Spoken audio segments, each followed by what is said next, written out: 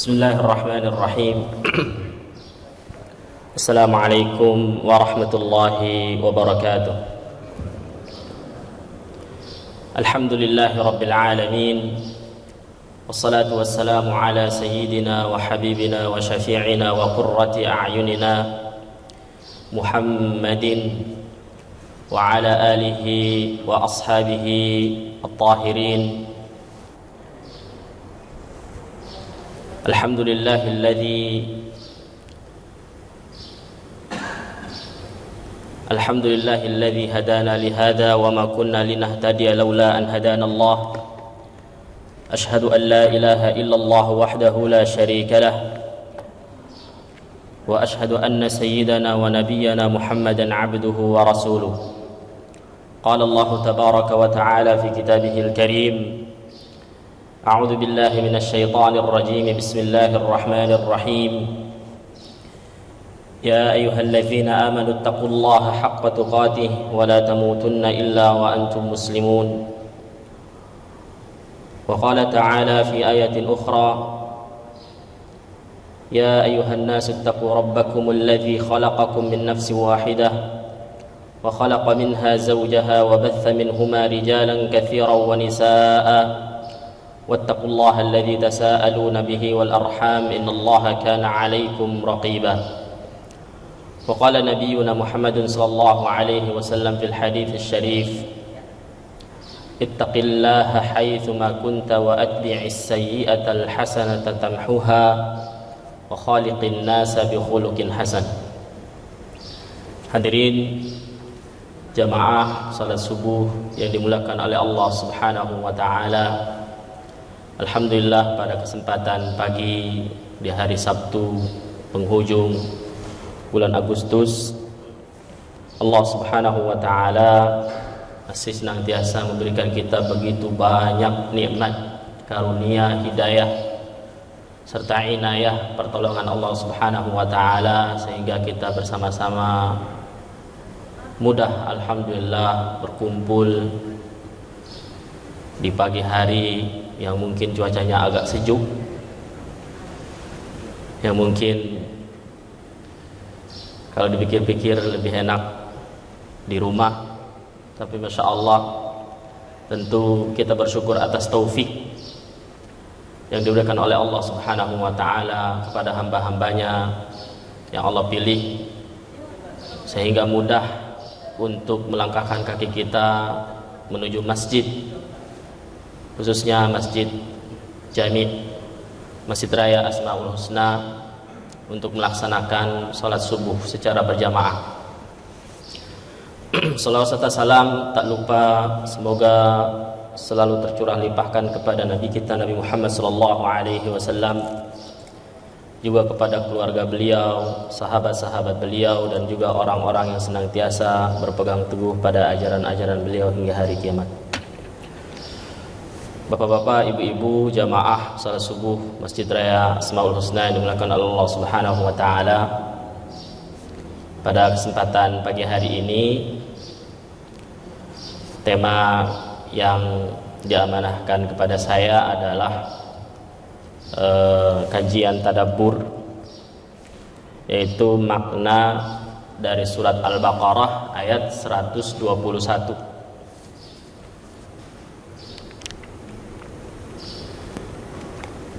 Surat Al-Baqarah ayat 121, yang mana Allah Subhanahu wa ta'ala berfirman, alladzina atainahumul kitaba yatlunahu haqqa tilawatih ulaika yu'minuna bih wa man yakfur bihi fa ulaika humul khasirun. Ini Al-Baqarah ayat 121, dan ini penghujung dari juz pertama, juz 1. Mungkin 2 halaman lagi sudah masuk ke juz 2. Bapak-bapak, ibu-ibu, hadirin yang dimuliakan oleh Allah Subhanahu wa taala, tentu dari tema yang dipilihkan untuk Al-Faqir agak berbau terkait dengan Al-Quran itu sendiri, yang alhamdulillah memang dalam tafsirnya qauluhu ta'ala, firman Allah Subhanahu wa ta'ala, alladzina atainahumul kitab, orang-orang yang kata Allah Subhanahu wa ta'ala kami berikan Alkitab. Jadi di sini Alkitab, ya, para ulama berbeda pendapat. Apa yang dimaksud dengan Alkitab? Kitab suci. Makanya tadi terjemahannya Menak bagus tuh, pakai diksi kitab suci, tidak langsung apa Al-Quran atau mungkin apa gitu kan ya. Walaupun sebenarnya ayat 121 ini biasa juga saya jadikan dalil kalau misalkan lagi ngajar tahsin gitu. Kalau kita lagi ngajar membaca Al-Quran, maka dalilnya adalah baca Al-Quran itu harus dibaca dengan sebenar-benarnya, sebaik-baiknya gitu loh, sebagaimana mestinya. Kalau bahasa mungkin lebih ini lagi, sakral lagi, sebagaimana Al-Quran itu diturunkan. Jadi kita harus membaca, gimana coba? Membaca Al-Quran sebagaimana ia diturunkan. Padahal turunnya Al-Quran kepada Nabi kita Nabi Muhammad SAW melalui malaikat Jibril itu sudah 14 abad lebih yang lalu, ya kan? Bagaimana hari ini sekarang kita membaca Al-Quran khususnya itu sebagaimana ia diturunkan saat itu gitu. Berarti harus sama, harus sesuai. Nah, seperti itu. Itu mungkin kalau Al-Quran.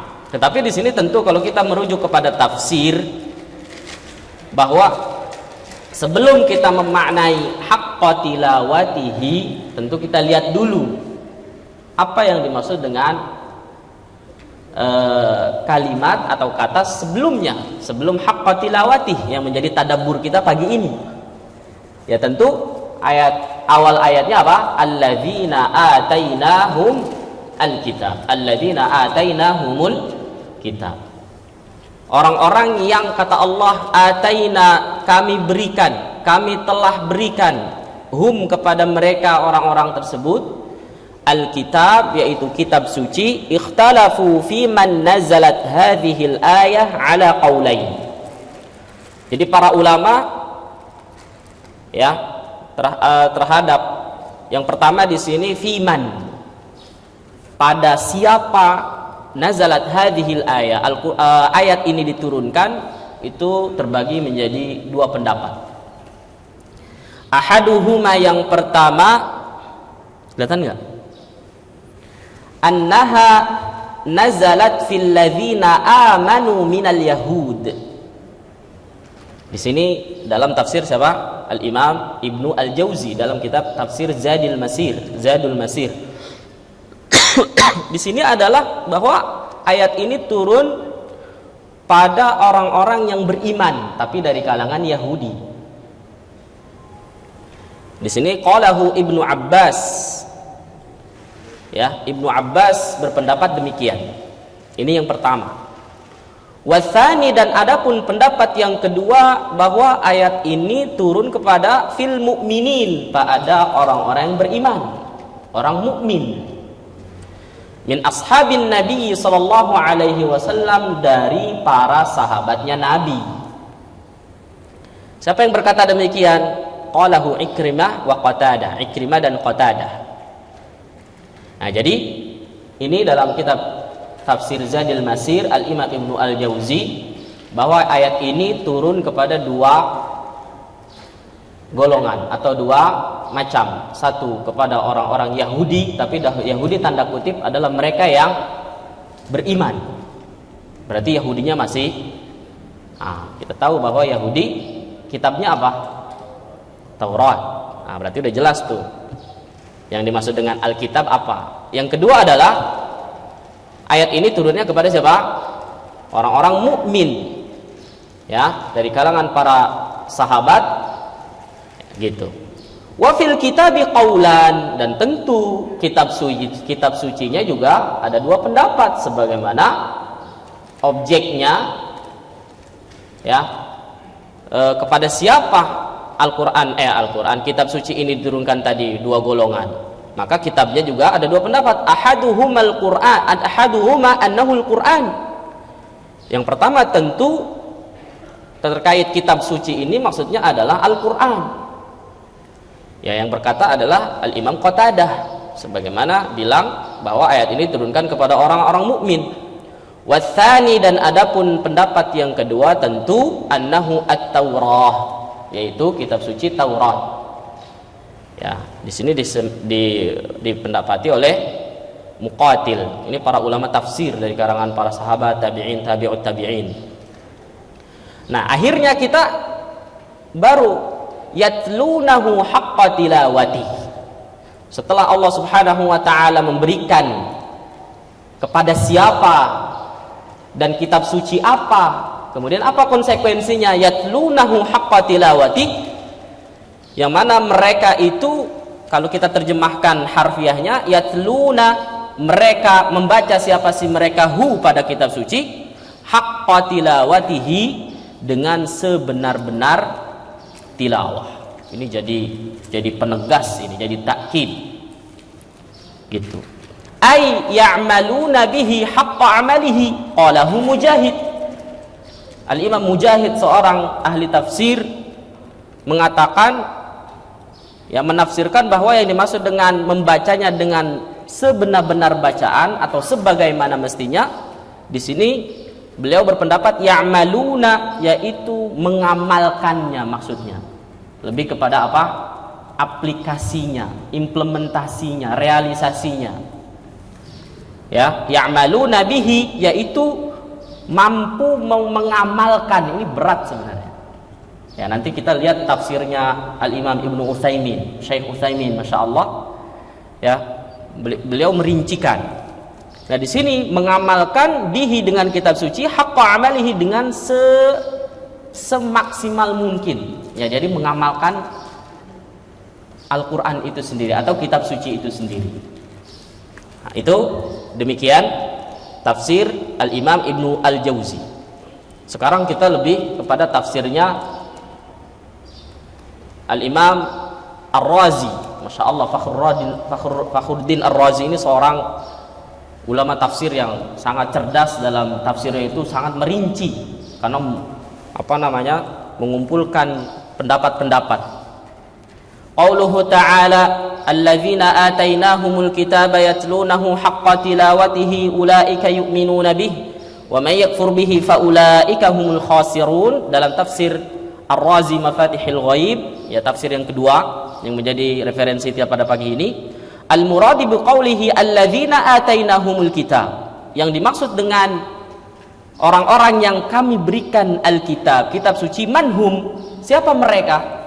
Qaulan, juga sama, berpendapat dua golongan. Al-qaulul awal, yaitu pendapat yang pertama adalah annahumul mu'minun, mereka adalah orang-orang mukmin. Tapi di sini diprioritaskan oleh Al-Imam Fakhruddin Ar-Razi dalam kitab tafsir Mafatihul Ghaib adalah orang-orang mukmin. Mereka adalah orang-orang mukmin, alladzina atahumullahul Qur'an, yang tentu orang-orang mukmin Allah Subhanahu wa taala berikan kepada mereka kitab suci berupa apa? Al-Qur'an. Gitu. Ya. Kemudian apa? Kenapa Al-Qur'an? Karena memang di sini konsekuensinya ada beberapa perspektif. Ahaduhuma anna qaulahu yatlunahu haqqa tilawati. Yang pertama adalah karena Allah Subhanahu wa taala dalam redaksi setelahnya itu mengatakan mereka yang benar-benar membacanya dengan bacaan yang semestinya. Ini adalah semacam anjuran, motivasi, dan juga apresiasi. Ya,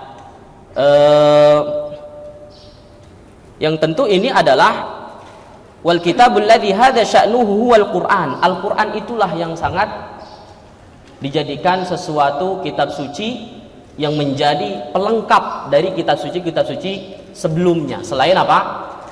kitab suci dari Allah Subhanahu wa taala juga apa? Taurat dan Injil. Gitu. Ya, beliau bilang fa inna qira'atahuma ghairu jaizah, karena membacanya pada hari ini itu tidak boleh. Ya, maksudnya kalau kita ingin membaca dengan sebenar-benarnya maka itu khusus Al-Qur'an, tetapi Taurat dan Injil sudah tidak ada. Maksudnya sudah tidak berlaku sejak Allah Subhanahu wa taala mengutus Nabi Muhammad SAW yang membawa risalah Al-Qur'an. Dan apakah Al-Qur'an itu menghapus dari risalah-risalah sebelumnya? Sebenarnya melengkapi. Dan tentu agama yang kita harus ketahui bahwa sejak dari Nabi Ibrahim sampai terus para nabi dan rasul itu semuanya membawa agama Islam pada dasarnya. Cuma Nabi SAW tentu membawa risalah yang lebih lengkap, komprehensif, tentu melengkapi dari risalah-risalah sebelumnya. Ya, semuanya ada di Al-Qur'an. Nah, kemudian alasan yang kedua kenapa itu Al-Qur'an, kata Al-Imam Fakhruddin Ar-Razi dalam tafsirnya, karena wathanihima, karena pada ayat setelahnya itu adalah ulaika yu'minuna bih, karena mereka adalah orang-orang yang mengimaninya. Yadullu ala anna hadzal iman maksurun alaihim, dan kita harus tahu bahwa mengimani orang-orang mukmin mengimani Al-Qur'an itu dia lebih spesifik gitu, lebih harus, karena itu masuk kepada apa kalau kita beriman kepada kitab. Itu rukun iman. Ya kan?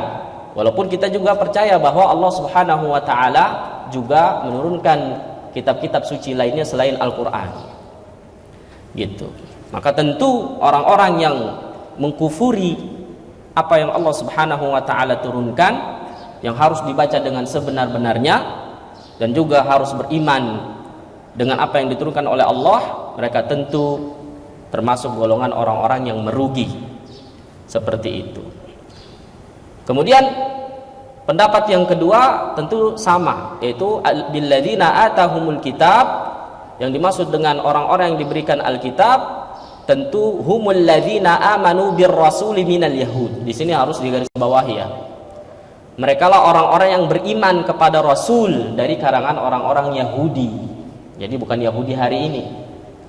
Ya, Yahudi saat itu yang tentu mereka masih ada yang beriman kepada Nabi kita Nabi Muhammad SAW. Seperti itu. Hampir sama. Kemudian beliau Al-Imam Fakhruddin Ar-Razi melanjutkan menafsirkan yatlunahu haqqa tilawatih. Mereka membacanya dengan sebenar-benar bacaan. Ini sudah mulai merincikan, tidak sebagaimana dalam kitab tafsir Al-Imam Ibnu Al-Jauzi hanya satu saja, tapi di sini dua. Yang dimaksud dengan at-tilawah maksudnya adalah qiraah. Ya, kalau tadi kan hanya mengamalkan saja dengan sebenar-benar pengamalan. Kalau sekarang sudah mulai ada namanya al-qiraah, yaitu bacaan. Sebagaimana hari ini berarti kita dituntut bukan yatlunahu haqqa tilawati, bukan hanya mengamalkan, tapi sebelum pengamalan itu adalah apa? Baca dulu yang benar, gitu loh maksudnya. Baru yang kedua, tentu di sini atsani ittiba fi'lan, yaitu tentu mengamalkannya, sama seperti penafsiran sebelumnya. Ya.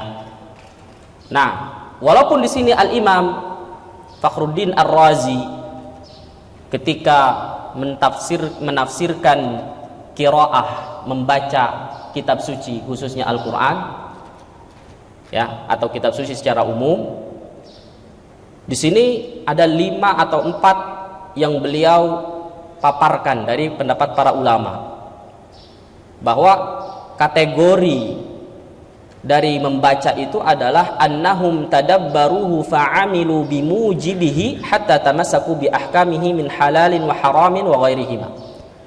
Yang pertama adalah orang yang membaca Al-Qur'an. Orang yang membaca itu maksudnya adalah orang yang mentadabburinya.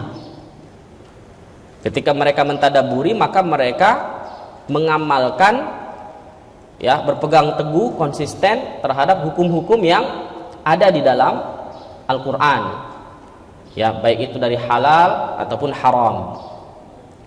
Kemudian yang kedua adalah annahum khada'u 'inda tilawatihi, yaitu orang yang membaca mereka mampu tunduk atau khusyuk ketika membaca Al-Qur'an. Ya, misalkan ketika dalam sholat seorang imam membaca, maka makmum mendengarkan dengan khusyuk bacaan imam. Nah, ini termasuk kategori haqqa tilawati, dengan sebenar-benar bacaan. Kemudian selanjutnya adalah annahum amilu bimuhkamihi wa amanu bimutasyabihi, yaitu mereka mengamalkan dari kandungan Al-Qur'an. Nah, ini sebagaimana tafsiran sebelumnya. Kemudian yang keempat, yaqra'unahu kama anzalallah. Nah, ini penting juga. Jadi yang dimaksud dengan qiraah membaca itu adalah membaca Al-Qur'an kama anzalallah, sebagaimana Allah turunkan. Wala yuharrifunal kalim an mawadhi'ihi, dan tidak merubah sedikit pun dari lafaz-lafaz Al-Qur'an. Gitu. Ya. Itu tafsir Ar-Razi. Ya, mulai merincikan karena beliau memang mengumpulkan pendapat para ulama. Dalam tafsir Ibnu Katsir pun sama, dikemas dengan singkat yang kurang lebih sama dari tafsir-tafsir yang kita sudah sebutkan dua sebelumnya.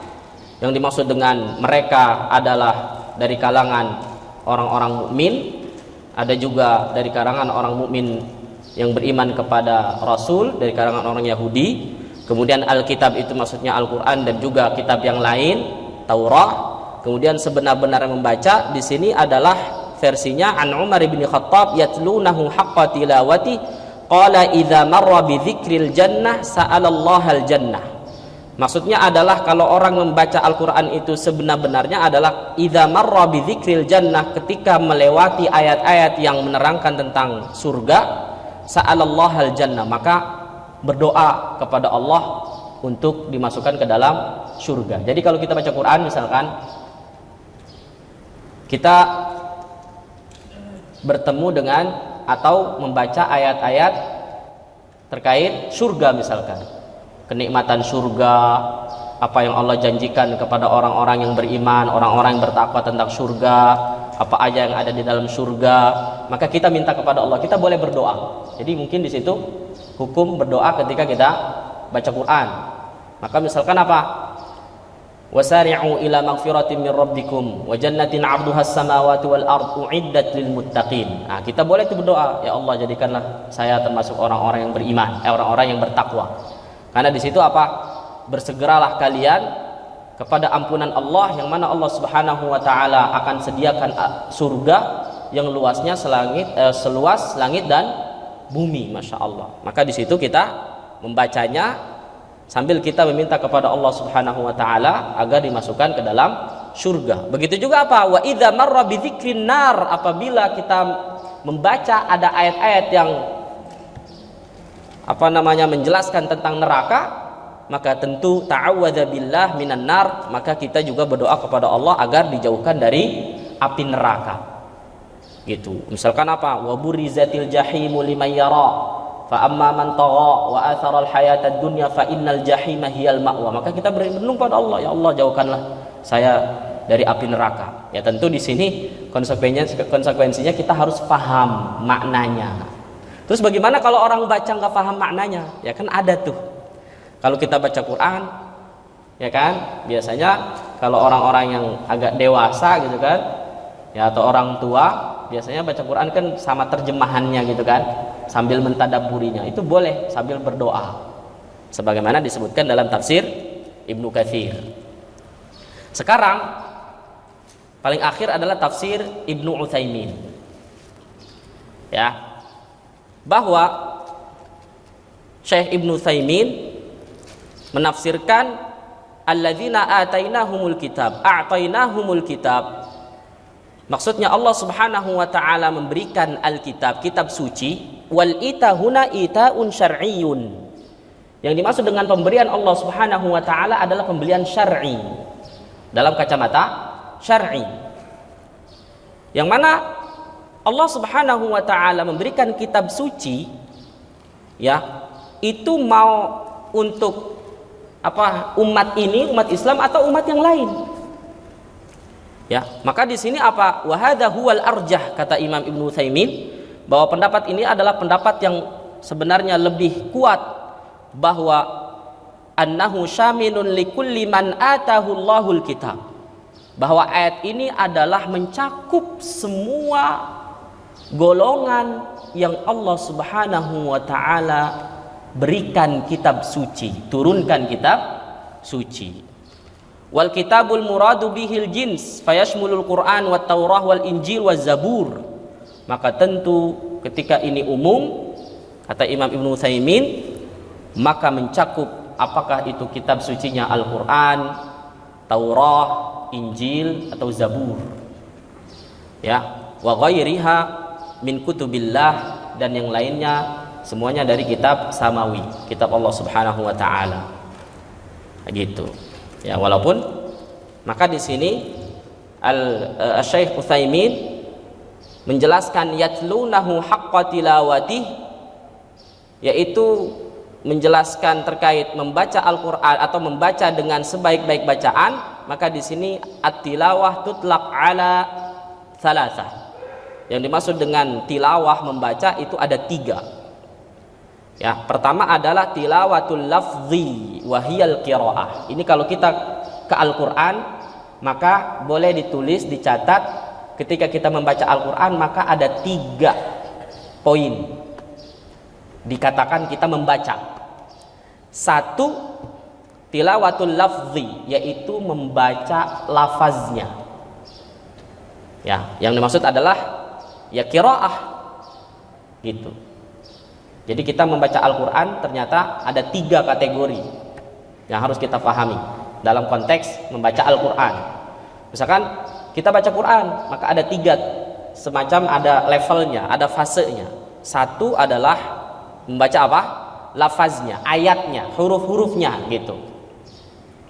Yang kedua, yang dimaksud dengan tilawah adalah tilawatul ma'na. Tadi tilawatul lafzi, ya, membaca lafaznya, hurufnya, ayatnya. Yang kedua adalah tilawatul ma'na, membaca maknanya. Maksudnya apa? Tafsirnya, terjemahannya. Nah, ini kategori kita membaca. Dan yang ketiga, tilawatul hukmi, yaitu membaca hukumnya. Maksudnya apa? Itba'uhu wahiyal itba', maksudnya mengamalkannya. Nah, jadi fase kita membaca Al-Quran itu ternyata dibagi apa bacaan itu. 1, membaca Al-Quran itu dengan baik dan benar. Yang kedua, membaca atau mentadabburinya. Yang ketiga, yang paling berat apa? Mengamalkannya. Ada 3 fase. Maka saya pernah sampaikan, kalau kita ingin mengambil Al-Quran itu ada beberapa tahapan. Ya, hari ini kalau ada orang misalkan ingin belajar Quran, Ustadz, saya ingin belajar Al-Quran, tapi saya ingin belajar tadabbur.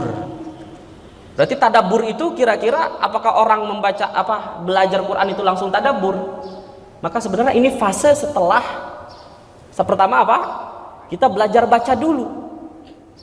Ya enggak?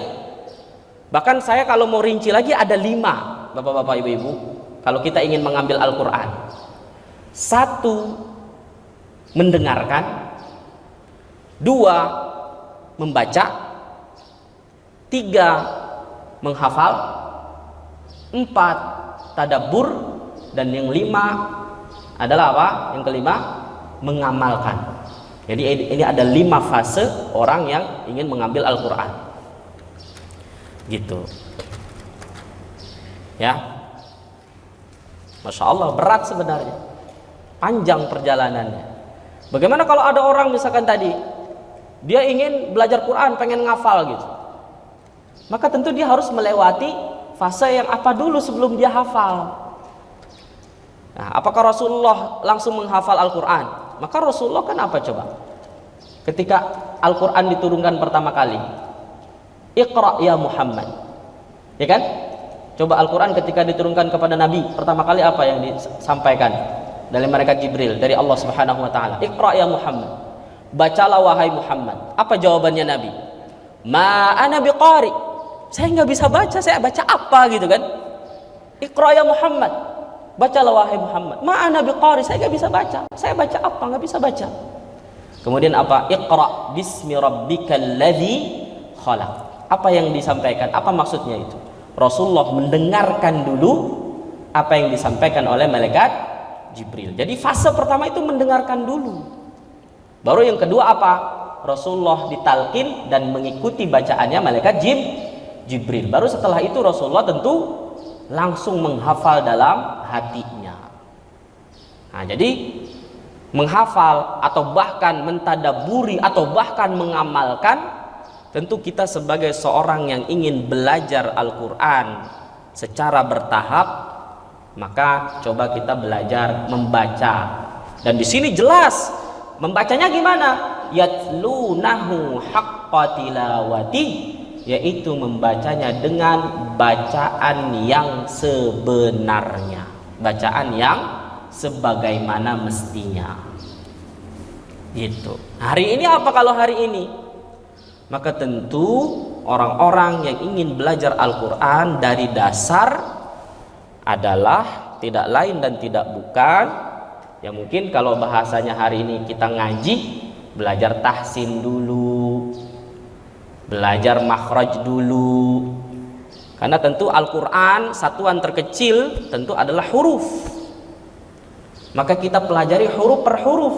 Maka dalam ranah pembelajaran Al-Quran ada namanya makharijul huruf. Kita harus belajar makhraj huruf, tempat keluarnya huruf. Dan huruf itu kan ada berapa huruf hijaiyah? 29 atau 28. Ya, 29 kalau alif dengan hamzah berbeda, 28 kalau alif sama hamzah dihitung 1. Jadi dari hamzah sampai ya semuanya ada 29. Nah, coba kita belajar sebelum kita membaca per kata, kata gabungan kata, ya kan, minimal 2 kata atau lebih jadi kalimat, jadi ayat-ayat yang panjang seperti itu.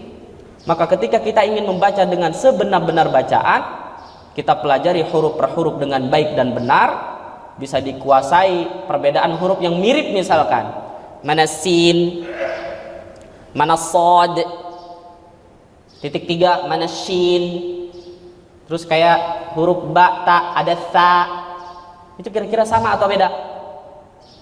Hah? Beda. Maka tentu konsekuensinya kalau kita ingin membaca Al-Quran dengan bacaan yang sebenar-benarnya, maka tadi satuan terkecil dari Al-Quran, yaitu kita membaca huruf per huruf dengan baik dan benar, itu harus kita lewati dulu tahapan itu. Nah, seperti itu.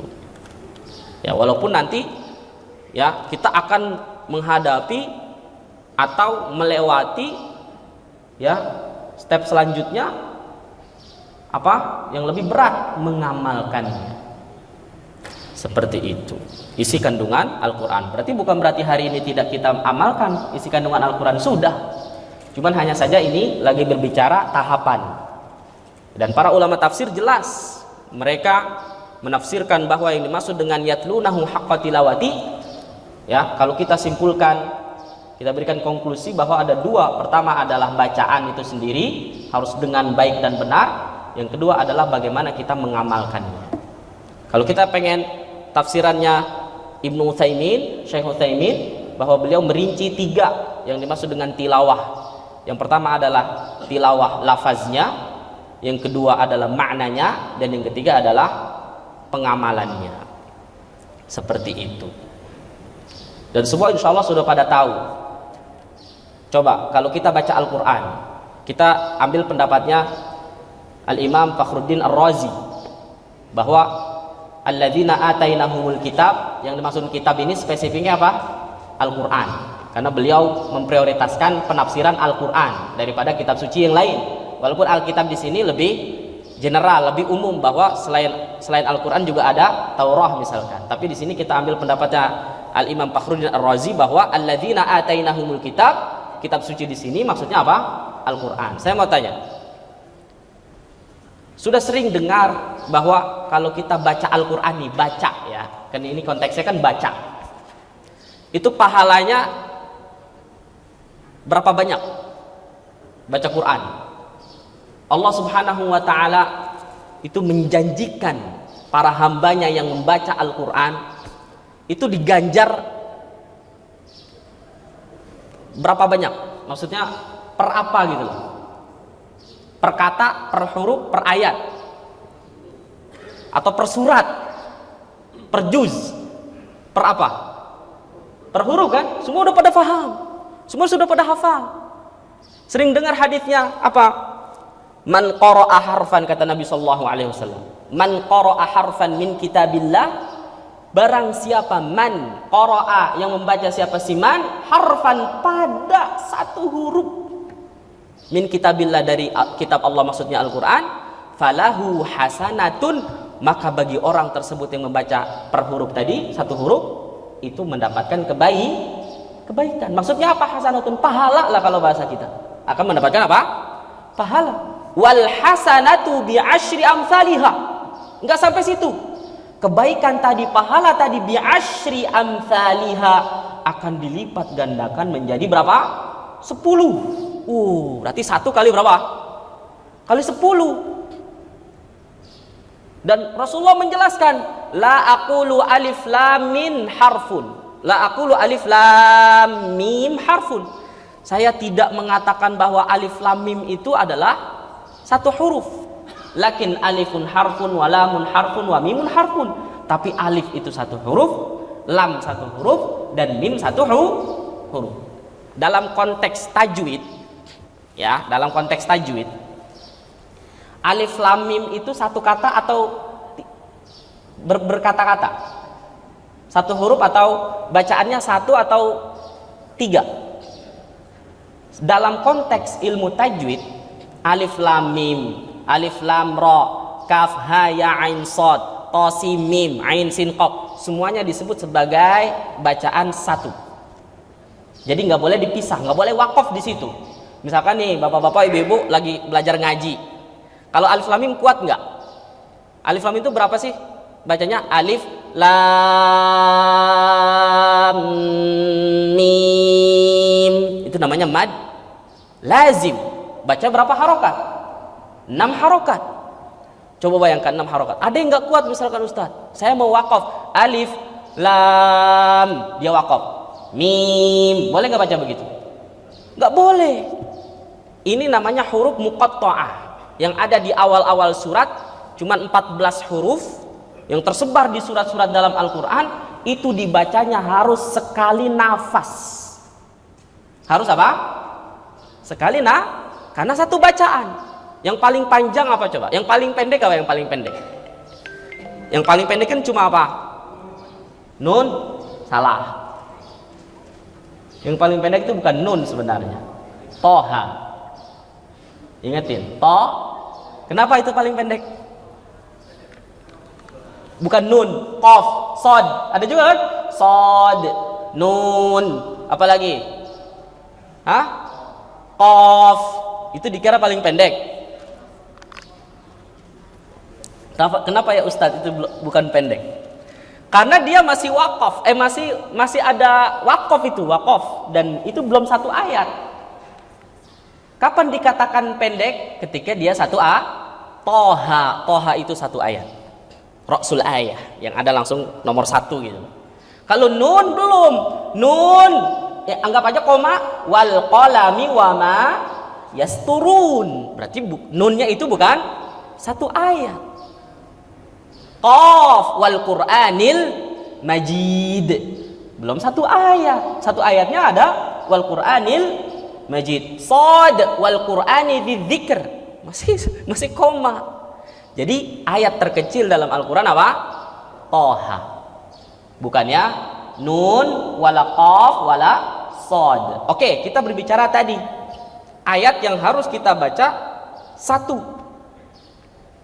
Ya. Gitu. Jadi kita nggak boleh wakaf di situ. Nah, oke, kita kembali ke tadi. bahwa Nabi Shallallahu Alaihi Wasallam sampai menjelaskan orang yang membaca Al-Quran itu dapat ganjaran per huruf 1 kebaikan dan dilipat gandakan menjadi 10 kebaikan. Ternyata alif lam mim itu hurufnya ada 3, tapi ingat beda huruf, beda tadi bacaannya. Bacaannya harus sekaligus, bukannya dianggap apa? Boleh di wakaf di situ. Bagi yang nggak kuat nafasnya harus latihan, apalagi itu mad lazim 6 harakat. Nah, tapi yang ingin saya singgung adalah berarti kita hari ini kalau baca Quran pahalanya banyak apa sedikit? Banyak kan? Nah, tapi apakah semua manusia, semua hamba-hamba Allah, orang muslim, orang yang beriman, akan Allah berikan pahala per huruf 10 kebaikan? Hah? Berarti kita baca semua orang bisa mendapatkan 10 kebaikan? Bisa? Terus bagaimana dengan bahwa membaca Al-Quran itu ada kategori, ada orang yang mahir dan ada orang yang tidak mahir. Apakah sama pahalanya? Beda? Beda atau sama, ibu-ibu? Beda. Berarti nggak adil dong. Enak banget orang yang misalkan nggak bisa ngaji, misalkan, oh maaf ya, nggak bisa ngaji belepotan, hurufnya belum jelas, mana sin, mana shin, mana sod, mana tha, mana jim, mana zai, mana zal, ya kan? Mana dha. Semuanya dia baca dan dia dapat 10. Berbeda dengan orang yang mahir, misalkan al-ustad, al-imam, yang membaca dengan bacaan yang bagus, yang baik, sama dong dengan orang-orang yang tidak. Maka tentu sebagaimana kita sholat itu ternyata dalam hadis sahih, buka dalam kitabnya Al-Wabilus Shayyib, saya dapat riwayat di situ bahwa orang yang sholat pahalanya juga tidak kita sholat nih itu tergantung khusyuknya kita, kualitas kita. Ada orang yang sholat cuma dapat 1/5-nya, 1/4-nya, 1/3-nya sampai 1/10-nya. Berarti kalau orang, masa iya orang yang khusyuk dengan orang yang ngelamun sholatnya kemana-mana pikirannya sama pahalanya? Ya enggak? Sama orang yang puasa juga sama kan? Nah, berarti begitu juga motivasi kita membaca Al-Quran. Betul, Allah Subhanahu wa ta'ala akan mengganjar per huruf dengan 10 kebaikan, 10 pahala. Maka ini bagi orang yang membaca dengan bacaan yang baik dan benar. Kalau orang yang kumur-kumur baca Quran, masa iya dikasih 10 per huruf? Hah? Ya, hal yastawil ladina ya'lamun wal ladina la ya'lamun? Apakah sama orang yang berilmu dengan orang yang tidak berilmu? Apakah sama orang yang ngaji sama orang yang enggak ngaji? Tentu berbeda. Artinya apa? Berarti kalau kita mau mendapatkan pahala Al-Quran 1 huruf menjadi 10 pahala, 10 kebaikan, maka kita kembali ke sini tadaburnya apa? Yatlunahu haqqa tilawatih, yaitu orang-orang yang membaca Al-Quran dengan sebenar-benar bacaan. Ya kan? Atau dalam konteks umum kalau kita membaca Al-Quran, apa perintahnya? Warattilil Qur'ana tartila. Dan apa terjemahannya biasanya? Warattilil Qur'ana tartila, Pak Haji. Dan bacalah Al-Quran dengan tartil gitu. Maka itu tidak setuju dosen saya Kiai Haji Dr. Fatoni. Ya, pentasi mushaf juga. Ya, beliau tidak setuju dengan terjemahan itu, terlalu sempit. Karena makna tartil itu adalah makna yang luas. Akhirnya apa? Utuh aja diterjemahkan. Warattilil Qur'ana tartila, dan tartilkanlah Al-Qur'an dengan setartil-tartilnya. Seperti itu. Bukan bacalah Al-Qur'an dengan tartil. Karena tartil di sini kalau kita kaji maknanya luas. Bacalah Al-Qur'an dengan jelas huruf per huruf, dengan perlahan-lahan, jangan terburu-buru dan lain sebagainya. Seperti itu. Wallahu a'lam bishawab. Mudah-mudahan dalam kajian ini kita termotivasi bahwa Allah Subhanahu wa taala sudah menurunkan Al-Qur'an. Dengan demikian yang kita sudah tahu, maka kita disuruh membaca Al-Qur'an dengan sebenar-benarnya agar pahala yang Allah berikan kepada kita semua itu sempurna. Maka tentu harus tahu tahapannya, bahwa sebelum kita menghafal atau sebelum kita mentadaburi, sebelum kita mengamalkannya, coba nggak usah malu, kita bertahap belajar membacanya. Maka tentu sekarang di Masjid Asmaul Husna atau di mana-mana ada lembaga-lembaga Quran yang mana, atau mungkin di mana lah gitu, kita tahu semua bahwa ada namanya belajar ngaji, belajar tahsin. Begitu juga anak-anak. Kenapa mereka diajarkan huruf per huruf, a, ba, ta, sa, jim, ha, kha? Ya karena supaya nanti mereka maksimal membaca Al-Quran ketika lancar, ya membaca Al-Quran itu sendiri ketika mereka sudah masuk ke hafalan. Saya kasih saran bagi siapa saja yang ingin menghafal Al-Quran, jangan lewatkan bagus dulu bacaannya. Ingatin ya, bagi orang yang mungkin punya motivasi tinggi untuk menghafal Al-Quran, maka jangan lewatkan bacaannya bener dulu, tahsinnya baik dulu gitu loh bahasa kita. Kenapa? Karena nanti bisa jadi betapa banyak orang yang hafal Quran tetapi tajwidnya kurang baik, sehingga dia baca Quran, dia hafal tetapi salah-salah panjang pendeknya, hurufnya banyak yang kurang pas gitu. Contoh misalkan Al-Fatihah aja kelihatan, dari isti'adzah basmalah juga kelihatan. Alhamdulillahi Rabbil Alamin, dia berapa juz hafalannya? Saya udah hafal 2 juz, saya udah hafal 3 juz Ustaz, Masya Allah. Tapi ternyata pas didengarkan bacaannya masih banyak yang tidak fasih pelafalan Quran. Ini kan sayang gitu. Maka tentu nggak apa-apa bertahap, kita belajar baca dulu deh dengan sebenar-benarnya. Nanti kita langsung ke tahapan menghafal. Insya Allah tidak kerja 2 kali. Tapi kalau orang udah hafal ternyata dia harus diperbaiki lagi, itu biasanya udah susah tuh. Biasanya ada yang down juga. Aduh, saya pun udah hafal ini Ustaz, masa disalahin? Apalagi kalau berbicara sanad misalkan, orang ingin ngambil sanad. Maka sanad itu tentu kan, ya, ketika kita setorkan kepada guru untuk ngambil sanad, bagaimana kita bersambung bacaan kita kepada Nabi, maka ada guru yang ketat misalkan, harus diperbaiki dulu, harus ditahsin dulu. Padahal dia udah merasa dia udah hafal, udah selesai 30 juz misalkan. Maka tentu di sini kerja 2 kali. Paham? Tidak ada masalah. Berarti kita tentu tahu bahwa lebih memprioritaskan kualitas atau kuantitas, itu aja. Gitu ya. Demikian kurang lebihnya saya mohon maaf, mudah-mudahan bermanfaat. Kalau ada bertanya silakan, kalau tidak ada saya tutup. Fadhol Pak Haji. Cukup 2 pertanyaan. Ya, Pak Haji dengan ini. Soalnya sudah ini syuruk.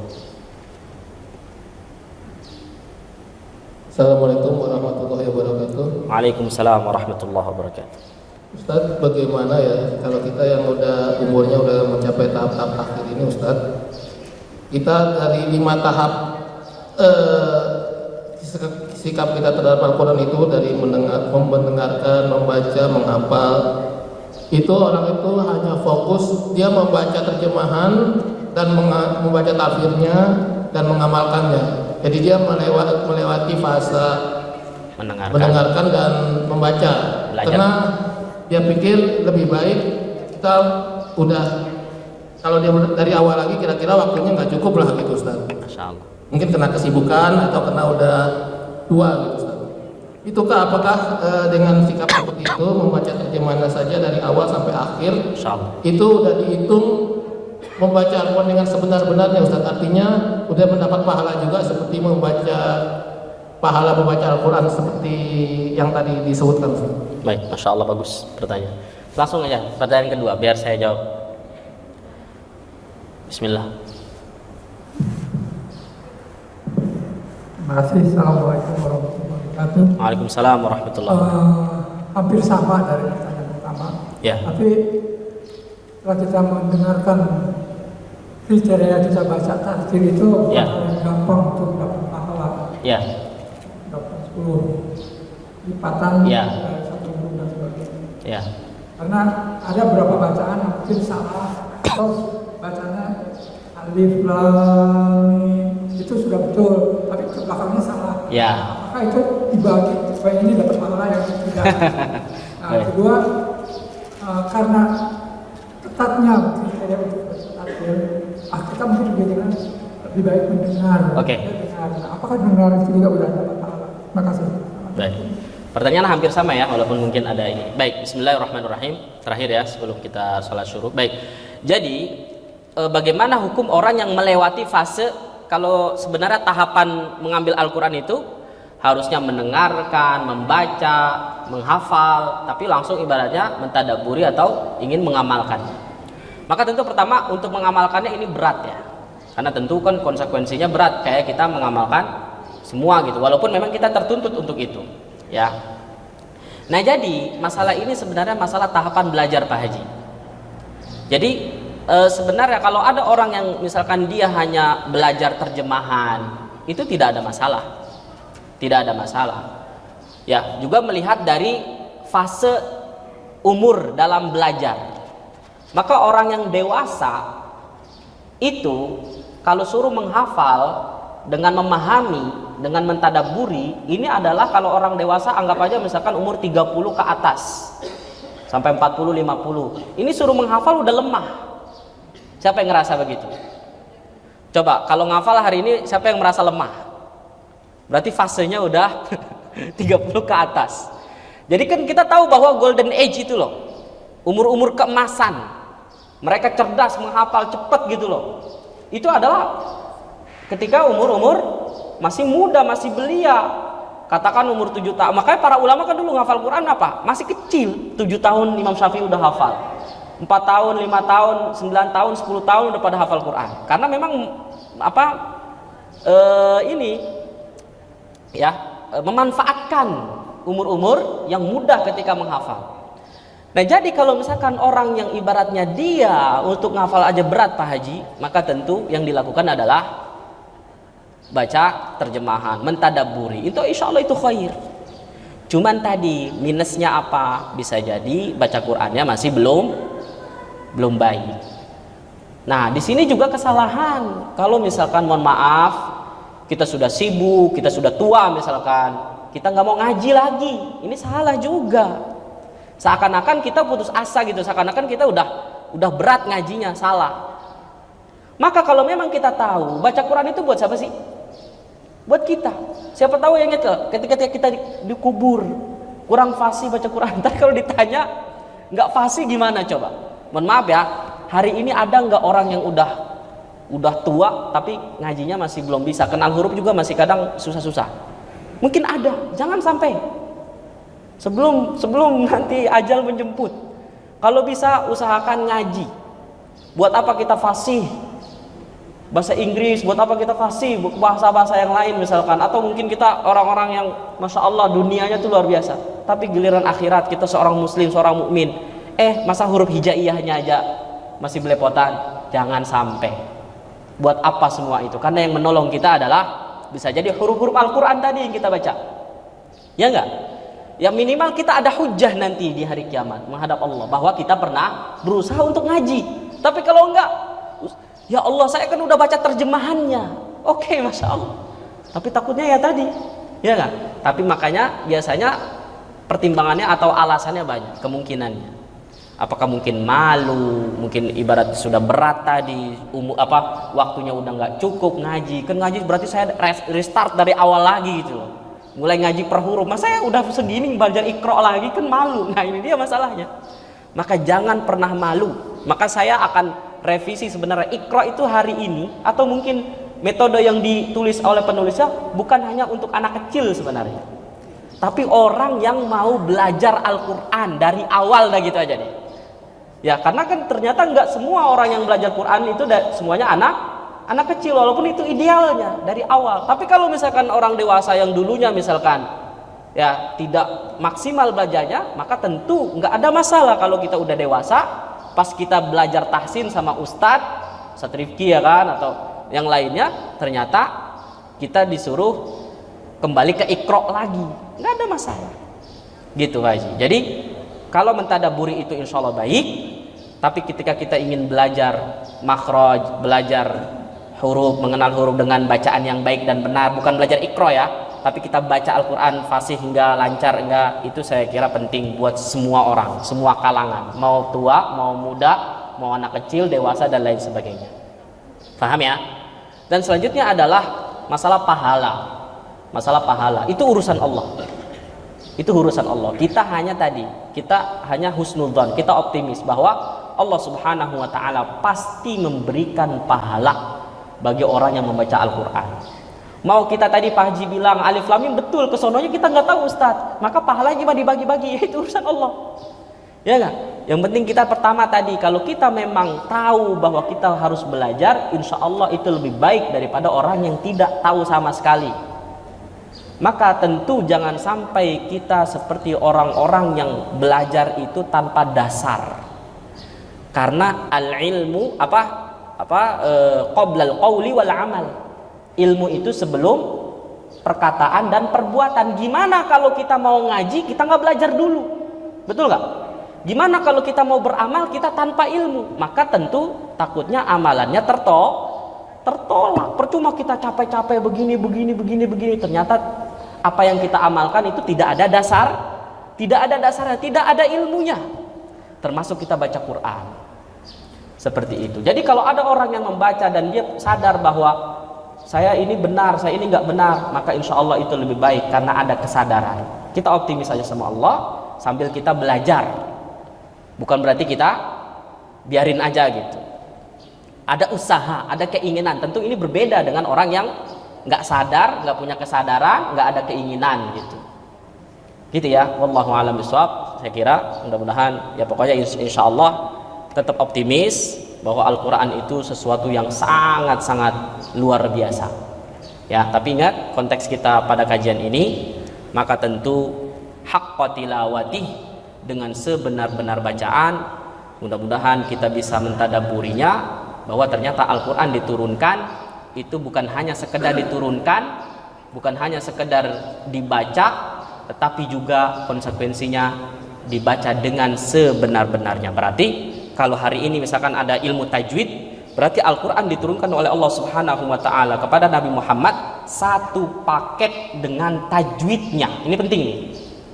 Jadi Al-Quran diturunkan satu paket dengan tajwidnya. Tajwid itu adalah salah satu ilmu yang mempelajari kaidah supaya kita membaca Al-Quran ada aturannya, baik dan benar. Mana yang panjang, mana yang pendek, makhrajnya, mana sifatnya, kemudian hukumnya ini dibaca panjang berapa harokat, kemudian ini nanti cara bacanya gimana, itu semuanya ada aturannya. Makanya berarti artinya apa? Mau ngaji. Udah gitu aja. Wallahu a'lam bishawab. Sekian, kurang lebihnya saya mohon maaf ya. Kita tutup dengan kafaratul majlis. Subhanakallahumma wa bihamdika asyhadu an la ilaha illa anta astaghfiruka wa atubu ilaik. Wassalamualaikum warahmatullahi wabarakatuh. Hayakum.